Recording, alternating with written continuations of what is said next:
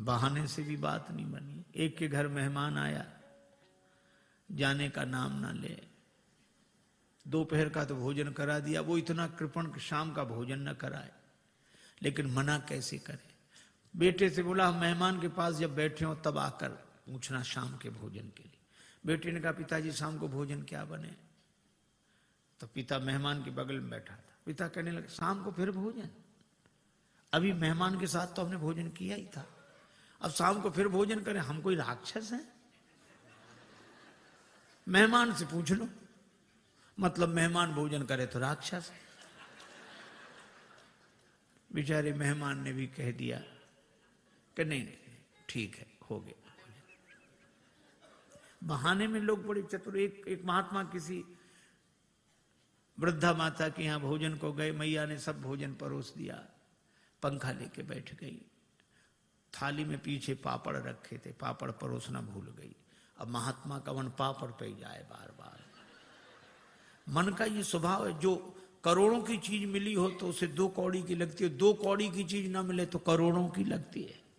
उधर ही देखे, लेकिन मांगने में शर्म भी लगे और बुढ़िया को याद ना आवे। सो महात्मा बोले मैया भगवान की बड़ी कृपा, आज जो आपका दर्शन हो गया। क्यों? रास्ते में बड़ा लंबा सांप मिला। सांप? हाँ, लंबा था बहुत। कितना लंबा महाराज? यहां से वो पापड़ की थाली रखी। बुढ़िया बोले अरे महाराज पापड़ परोसना तो मैं भूल ही गई। महात्मा बोले हम तो बता रहे थे कि सांप कितना लंबा था। तो कई बार बहाने से भी बात बन जाती, युक्ति से बना लेना चाहिए, लेकिन कई बार बहाने से भी बात नहीं बनती। एक के घर मेहमान आए, जाए नहीं, और बेचारा घर वाला संकोची कुछ कहे नहीं। 5-7 दिन हो गए।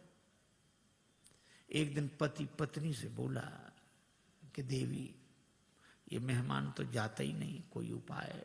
पत्नी बोली और खिलाओ पिलाओ और सम्मान करो, काहे को जाएगा वो। देखो देखो ये व्यंग मत करो, तो उपाय बताओ।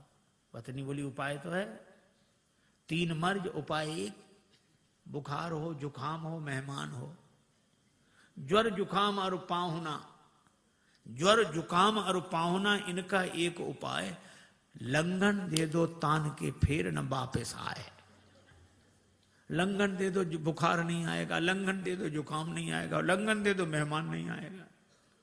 हाँ ये बात तो ठीक है, लेकिन अब हम लोग भोजन बनाएं उसे ना दें तो एक दिन ना बनाओ। तो नहीं बनाने का तो कोई कारण होगा। झगड़ा, हम लोगों में झगड़ा होते नहीं, झूठे ही झगड़ा कर लो। अब बाहर वाले कमरे में मेहमान बैठा, भीतर जोर जोर से इन्होंने झगड़ा करना शुरू किया। पति ने डांटना शुरू किया, और पत्नी ने जब देखो तो मुझे डांटते रहते, और आज भोजन ही नहीं बनाऊंगी मैं। पति बोला बनाना ही मत,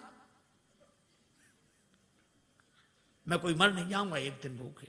अब जो झगड़ा शुरू हुआ, और मेहमान ने सुना कि आज इन्हीं को नहीं मिल रहा है, तो उसने अपना थैला उठाया गया।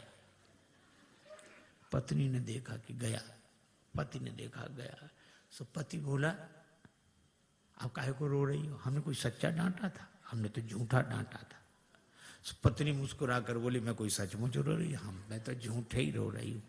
लेकिन आश्चर्य, तब तक मेहमान भीतर, हम कोई सच्चे गए थे, हम भी तो झूठे ही गए थे।